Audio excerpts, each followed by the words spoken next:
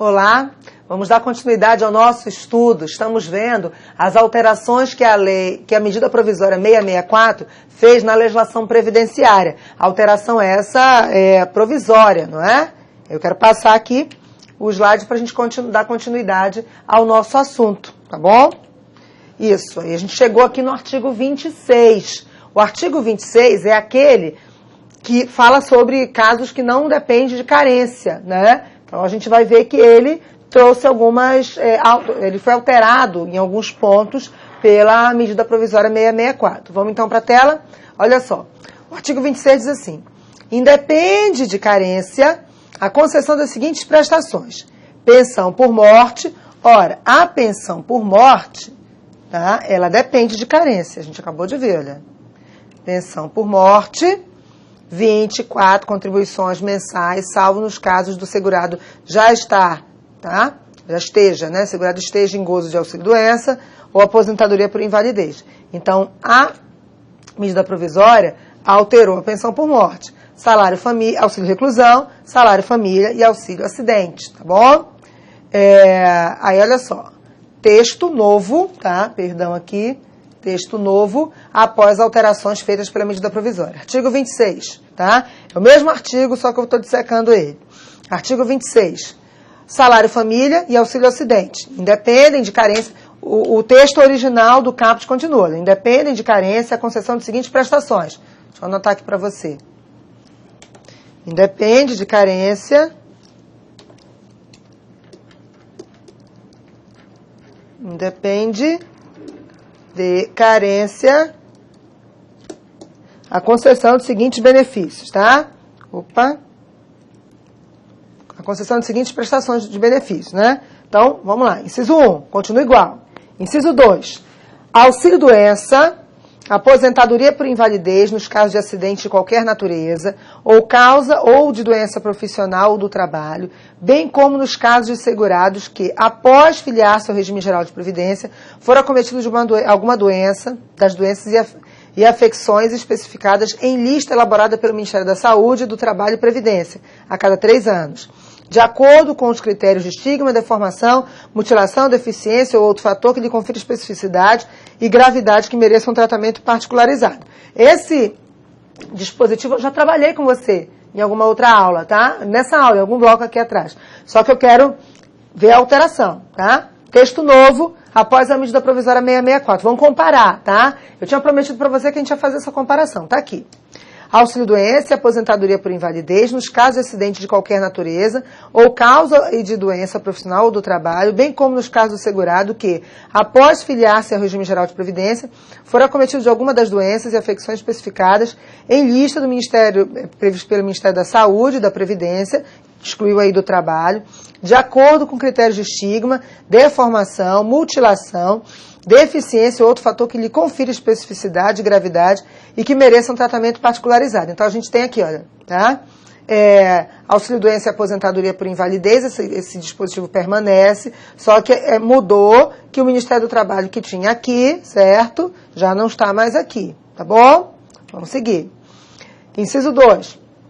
Os benefícios concedidos na forma do inciso 1 do artigo 39 aos segurados especiais, referidos no inciso 7 do artigo 11 desta lei. O segurado especial, eu já falei dele para você, é aquele trabalhador rural, ok?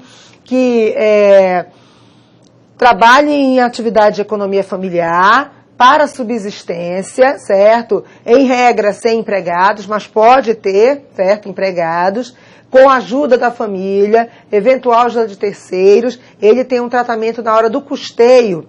Eu ainda não gravei as aulas do custeio para vocês, tá? Por quê? Porque como o INSS é o nosso foco, a gente está na expectativa dessa prova, desse edital sair, a parte do benefício é a parte mais importante, tá? Então, eu estou fazendo na ordem do que é mais importante, tá bom? Mas no custeio, o segurado especial, ele contribui de forma diferente. Ele contribui com o percentual da comercialização da produção. Mas vamos lá. Serviço social, reabilitação, salário maternidade para seguradas, empregadas e trabalhadora avulsa, empregada doméstica. Olha só, quem é que não tem carência? O salário maternidade de quem? Da empregada, da trabalhadora avulsa da empregada doméstica, ou seja, quem é que tem carência de 10 meses, tá? A segurada especial, a segurada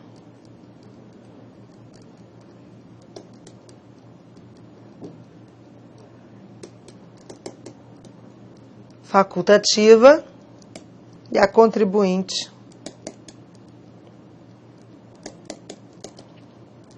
individual. Ok? Aí o 7. 7 foi alterado pela medida provisória. Vamos ver? 7. Pensão por morte nos casos de acidente de trabalho e de doença profissional do trabalho. Então, olha só como é que ficou sem precisar de carência. A pensão por morte no caso de acidente de trabalho ou de doença profissional do trabalho. Porque os outros casos de pensão por morte, estou voltando aqui, olha. Os outros casos de pensão por morte, a gente tem, vem aqui, a necessidade de 24 contribuições mensais, ok? Então, vamos para frente. Estou só fazendo a comparação porque é assim que a gente aprende quando tem alteração de lei, tá? Então, nos outros casos, a pensão por morte depende de 24 contribuições mensais como período de carência. Tá bom? Então, vamos seguir. A gente tem... deixa eu só terminar essa argumentação. A gente tem, nessas alterações, tá?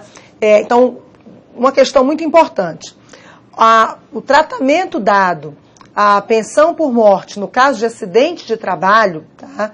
Volta aqui para a tela. Olha, acidente de trabalho ou doença profissional ou do trabalho, ela continuou independendo de carência. O tratamento dado àquele trabalhador que sofre, certo, um acidente de trabalho ou sofre de uma doença decorrente do trabalho. Nessa aula 4, um bloco aqui anterior, eu falei para você sobre as doenças do trabalho, as doenças profissionais, doenças que são agravadas por conta da atividade laboral, acidente de trabalho que inclui, por exemplo, não só o acidente no local do trabalho, tá? Mas também acidente na ida e volta do trabalho. Então, por exemplo, você sai de casa 5 da manhã para poder chegar às 7:30 da manhã no seu trabalho. Então, aquele trajeto de ida e de volta, ele é considerado também, se acontecer um acidente de trabalho.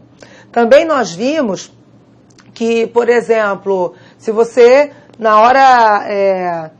você vai ao banheiro, né? Você tem um intervalozinho, você vai tomar um café e você vai ao banheiro e você sofre um acidente dentro do espaço do trabalho, mas não estava trabalhando. Você estava no momento ali de relax, de descanso. Aquele acidente ali é considerado acidente de trabalho, tá bom?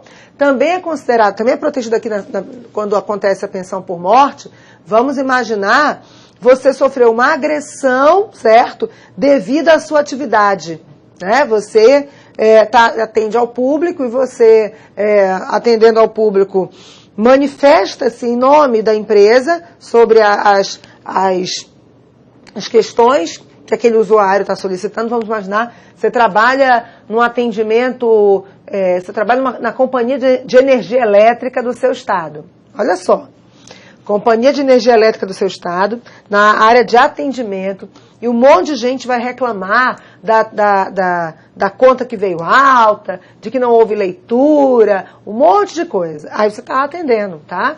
E aí você vai ter que apresentar para o usuário que está reclamando as posições da operadora de energia elétrica. Ah, eu quero desconto, eu quero isso, eu quero aquilo. Você vai dizer muitas vezes que não pode, que não faz parte das regras, que a política da empresa não deixa, que isso, que aquilo outro.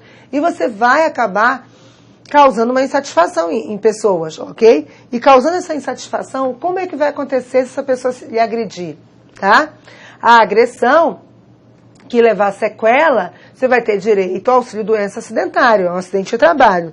Se essa agressão, por exemplo, importar até em morte, vamos imaginar, é pensão por morte para o dependente econômico.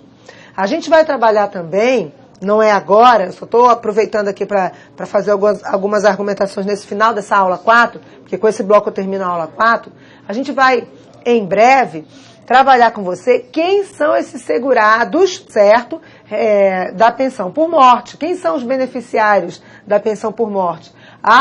É a esposa ou marido, companheiro ou companheira, filhos, né, os descendentes. A mãe entra, né, o ascendente. Se esse ascendente entra, ele entra junto, é uma questão que é muito discutida, né?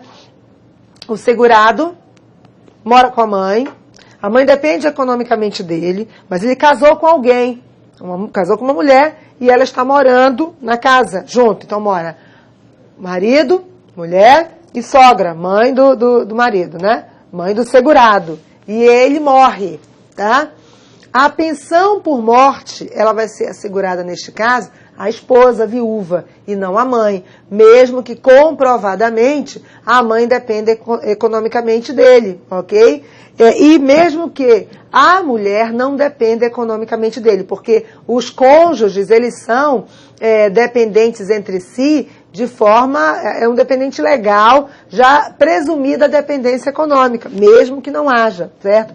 A gente vai explorar isso aqui e a gente vai ver que tendo direito à pensão por morte, a carência vai ser estabelecida, certo? Quando for morte de qualquer outra natureza que não seja a questão da relação de trabalho, tá bom? Deixa eu mostrar para você aqui, só para a gente fazer a última comparação.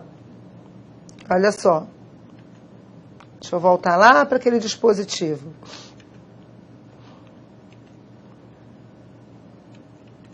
Só um momento, olha só. A gente tem o 25.4, ok? Que é o que trabalha essa carência, certo? E aí isso afetou o 26, inciso 7, porque o 26, inciso 7, colocava a pensão por morte sem carência nenhuma.